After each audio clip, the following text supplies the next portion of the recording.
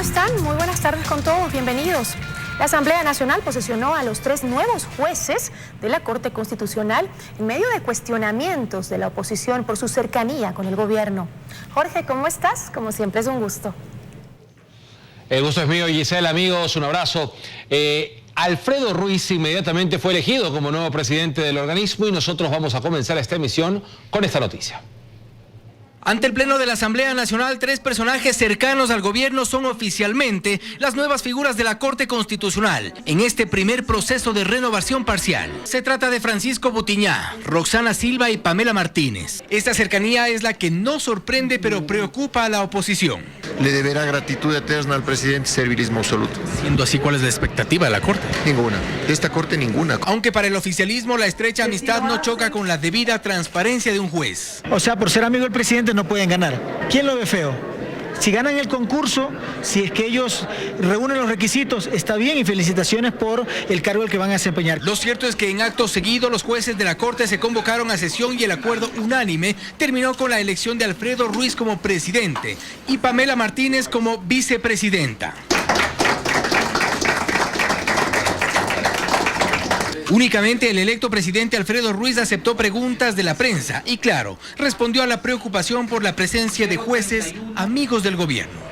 De mi parte, no puede haber el menor asomo de duda con respecto a la imparcialidad y a la idoneidad con la que van a desempeñar sus funciones. Tras esta jornada queda también entendido que el presidente saliente Patricio Pazmiño permanecería como juez de esta Corte y asumiría además el cargo de juez de la Corte Interamericana de los Derechos Humanos. Todo mientras algunos sectores demandan el trámite de procesos internos rezagados, en algunos casos, por años. Y aunque asegura que ha habido celeridad en los casos tramitados en la Corte Constitucional, su presidente Alfredo Ruiz asegura que vigilará de cerca los casos que, según demandan algunos sectores sociales, están considerados todavía como los pendientes de la Corte. En Quito, Fausto Yepes, 24 horas. El procurador del Estado, Diego García, asegura que el Ecuador empezaría el trámite para pedir la nulidad del laudo arbitral que le obliga a pagar una millonaria indemnización a la petrolera Oxy. El abogado del Estado también dijo que apelará a la resolución de un tribunal de la Florida en el caso Isaías. El procurador en el set de desayunos comentando el laudo arbitral del CIADI, visto como una victoria parcial para el país, porque redujo un 40% del monto original de la indemnización. Diego García sostiene que su as bajo la manga es el pronunciamiento de la árbitro Brigitte Stern, quien se opuso a la sanción. En realidad era prácticamente imposible para un comité de anulación pasar por alto las observaciones muy duras que hizo Brigitte Stern sobre la decisión de mayoría en octubre del 2012. Ecuador señala ha iniciado acercamientos a los principales de la petrolera para intentar llevar una propuesta de pago de los $1.000 millones que ordenó el CIADI. No podemos asegurar que este arreglo se va a obtener. La idea es conseguir que el Ecuador no tenga que pagar en este momento todo el valor y que lo vaya difiriendo en el tiempo de manera que pueda manejarlo de acuerdo a su situación financiera y presupuestaria. En otro tema, García cree que el impuesto del 2 por mil ratificado en la Ley de Alianza Público-Privada solo podría discutirse en la misma asamblea, ya que el hospital universitario pasó desde el 2013 a formar parte de la red de salud pública. Es ahí donde debe decidirse si el Estado ecuatoriano desea mantener o no la vigencia de esta ley. Finalmente, el abogado del Estado comentó la decisión del Tribunal del Estado de la Florida que falló a favor de los Isaías en la demanda planteada contra ellos en el año 2008. García dijo que la resolución no es de última instancia. El fallo actual es un fallo apelable y lo vamos a apelar y no sería la primera vez que en segunda instancia revirtamos una decisión del juez Thornton. Ya hace 2 años el juez Thornton intentó dar por terminado este arbitraje, este juicio sumariamente y no lo logró. Jorge Rodríguez, 24 horas. Pese a la promesa de pago que hiciera la ministra de Salud a inicios de octubre, las clínicas de hemodiálisis de Guayaquil continúan impagas desde hace 5 meses. Varias de estas instituciones privadas no han podido cancelar los sueldos de sus empleados. A los pacientes los atienden trabajadores que no han recibido su sueldo y las hemodiálisis se realizan con filtros, agujas y otros insumos de proveedores a los que tampoco se les ha pagado. De hasta cuánto soporten los unos y los otros dependerá de hasta cuándo los pacientes con cáncer puedan recibir su tratamiento. Desesperante porque ya no pude pagar el salario a los colaboradores de la clínica. Esta es la situación en las clínicas de hemodiálisis. La promesa que hizo a inicios de octubre la ministra de Salud, Karina Vance, no se ha cumplido completamente. Nosotros vamos a realizar los pagos del día de hoy, estamos realizando una parte de los pagos. Pues únicamente se pagó el mes de mayo. Actualmente les deben 5 meses que suman $20 millones.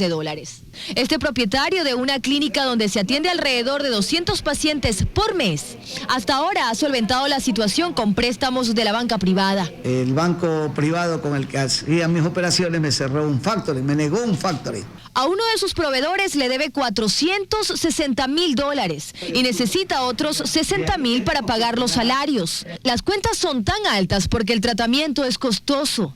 Cada uno de los pacientes necesita como mínimo $1,400 mensuales. ¿Cómo se va a sustentar eso en el tiempo? Porque las clínicas, al igual que todos, necesitan recibir los dineros para poder atender a esas personas. En el país existen 65 centros que prestan el servicio de diálisis y hemodiálisis. 24 de ellos funcionan en la zona 8.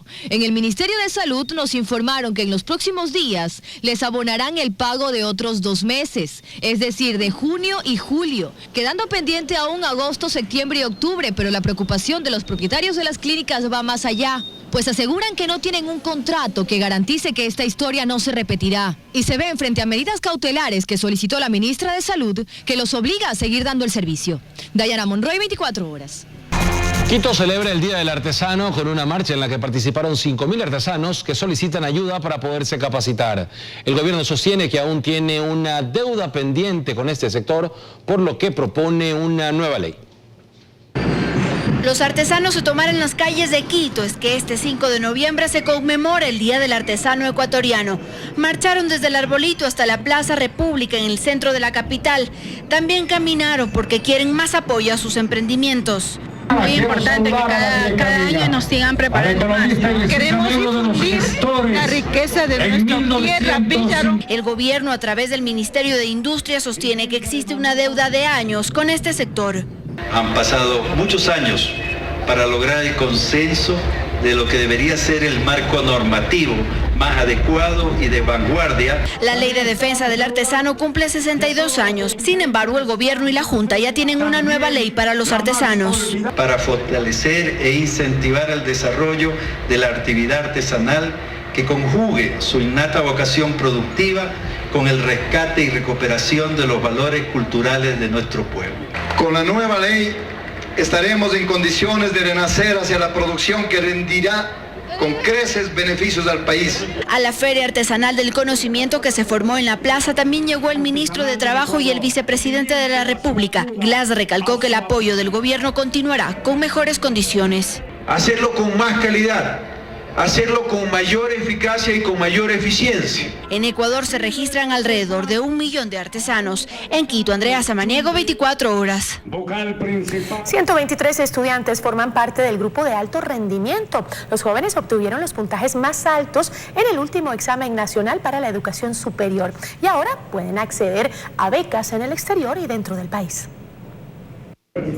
Con una calificación de 1000 sobre 1000, William Narváez de la provincia del Carchi es el mejor puntuado de la 9ª promoción de estudiantes que rindió el examen nacional para la educación superior, ENES. Me siento súper feliz al saber que tengo esta oportunidad de poder estudiar, sea aquí en las mejores universidades o en el exterior. La meta de William es seguir medicina y ahora al ser parte del grupo de alto rendimiento GAR puede acceder a una beca de estudios al igual que Vilma del pueblo indígena Saraguro. Es fruto de mi esfuerzo, de un esfuerzo constante que cada día hay que hacerlo. Ahora estos jóvenes tienen 2 opciones. Quienes decidan quedarse en el país recibirán un salario básico unificado completo mientras cursen su carrera. O si se deciden, pueden estudiar en el exterior. Si deciden irse afuera, tienen que aceptar la nivelación especial. Este es un programa que dura alrededor de 10-12 meses, donde nosotros formamos las habilidades necesarias para lograr el éxito en la colocación en las mejores universidades. Implica alrededor de un promedio de $100,000, $120,000 para estudiar cualquier carrera que decidan estudiar. Los jóvenes que conforman el GAR son 123 estudiantes que en el último ENES obtuvieron más de 970 puntos. Ellos tienen hasta el próximo 15 de noviembre para elegir si estudiar en el exterior o quedarse en el país. Stephanie Paz, 24 horas. Mientras los couriers se muestran pesimistas ante un posible aumento de las compras por Internet por la proximidad de la época navideña, en Correos del Ecuador se preparan para intentar satisfacer la demanda, aunque reconocen una reducción del 50% en los pedidos. Una nueva Navidad sin expectativa para los couriers. Todavía para esta fecha los pedidos eran sumamente altos. Ha pasado exactamente un año desde que las compras por Internet comenzaron a pagar aranceles. Lamentablemente muchos tuvieron que cerrar, muchos se fueron. Yo he seguido manteniéndome y vamos a ver qué expectativas tenemos hasta fin de año. En Correos del Ecuador reconocen que los envíos han bajado. Hemos bajado más o menos un 50%. Pero aún así se preparan para la llegada de la Navidad, cuando los pedidos se incrementaban. Reuniones sucesivas y también la contratación de personal ocasional para poder solventar alguna falta que haya de personal en ese tiempo.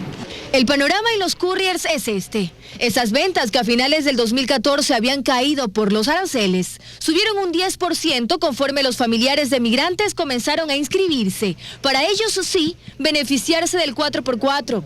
Es decir, para estar exentos de pagar ese impuesto por sus paquetes de hasta $400 o 4 kilogramos. Ha habido personas que se han registrado, lo están mandando, pero igual a veces ya cumplen su valor o sus envíos, su cupo de envíos, entonces ya no pueden mandar más. Desde octubre del 2014 los envíos deben pagar un recargo de $42 y cada ciudadano tiene un cupo anual de $1,200 repartidos en 5 envíos. Los familiares de migrantes que generalmente hacen envíos desde Estados Unidos o España se inscribieron en la página web www.consuladovirtual.gov.es. Hasta el momento existen registrados 150,000 ecuatorianos. Diana Monroy, 24 horas.